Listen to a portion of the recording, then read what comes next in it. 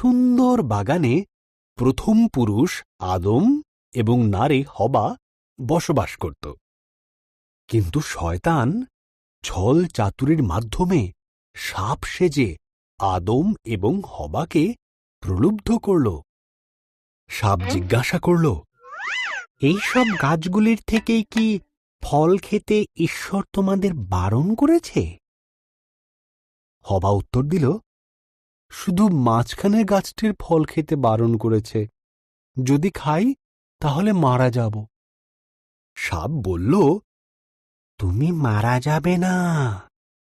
ঈশ্বরের ওই গাছ থেকে ফল খেতে না দেওয়ার পেছনে বিশেষ কারণ আছে। যদি তুমি খাও তবে তাঁর মতন হয়ে যাবে।